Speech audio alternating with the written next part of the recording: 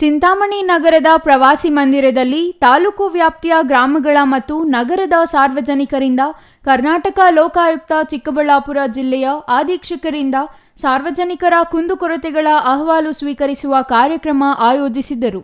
ಸಾರ್ವಜನಿಕರಿಂದ 55ಕ್ಕೂ ಹೆಚ್ಚು ಅಹವಾಲು ಸ್ವೀಕರಿಸಿ ಸಭೆಯಲ್ಲಿದ್ದ ಎಲ್ಲ ಇಲಾಖೆಯ ಅಧಿಕಾರಿಗಳೊಂದಿಗೆ ಚರ್ಚಿಸಿ ಬಗೆಹರಿಸುವಂತೆ ಸೂಚಿಸಿದರು.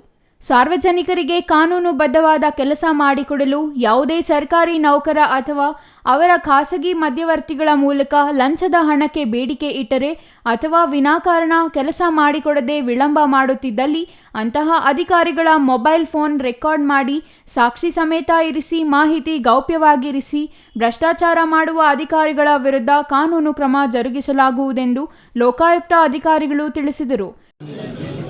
ಸಂಜೆ ಒಂದು ಕೆಲಸ ಮಾಡಿ ಅವರಿಗೆ ಜನರಿಗೆ ಓದಕ್ ಬರಲ್ಲ.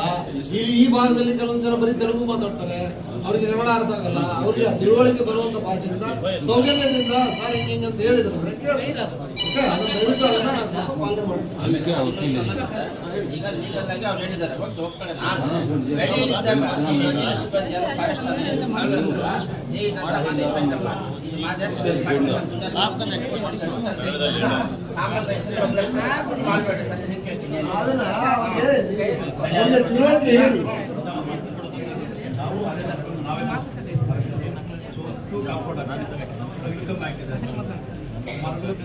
ಸರ್ ಅನೌನ್ಸ್ ಮಾಡಬೇಕು ಬೇಡ ಸರ್ ತಾಲೂಕಿನಲ್ಲಿ ಸರ್ ಅವ್ರ ಮನೆ ದುಡ್ಡು ಸರ್ ಚಿಂತಾಮಣಿ ತಾಲೂಕಿನಲ್ಲಿ ಅನೌನ್ಸ್ ಮಾಡಬೇಕು ಬೇಡ ಸರ್ ಈ ಥರ ಮೀಟಿಂಗ್ ಇದೆ ಅಂತ ಇದೆ ಸರ್. ಅವ್ರ ಮನೆ ದುಡ್ಡು ಮಾತಾಡ್ತಾ ಇದ್ದಾರೆ.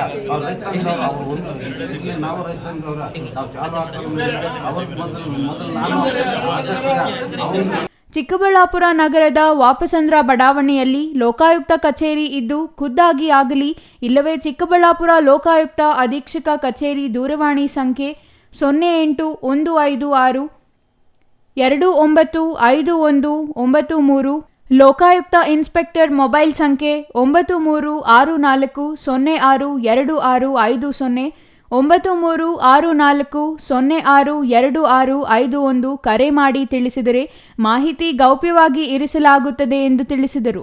ಇನ್ನು ಸಭೆಯಲ್ಲಿ ತಹಸೀಲ್ದಾರ್ ಸುದರ್ಶನ್ ಯಾದವ್, ತಾಲೂಕು ಪಂಚಾಯಿತಿ ಇಒ ಆನಂದ್, ನಗರಸಭೆ ಪೌರಾಯುಕ್ತ ಜಿಎನ್ ಚಲಪತಿ, ಲೋಕಾಯುಕ್ತ ಡಿವೈಎಸ್ಪಿ ವೀರೇಂದ್ರ ಕುಮಾರ್, ಲೋಕಾಯುಕ್ತ ಪೊಲೀಸರಾದ ಸತೀಶ್, ಸೌಮ್ಯ, ಗುರುಮೂರ್ತಿ, ಅರುಣ್ ಕುಮಾರ್, ದೇವರಾಜ್ ಇನ್ನೂ ಹಲವರು ಹಾಜರಿದ್ದರು.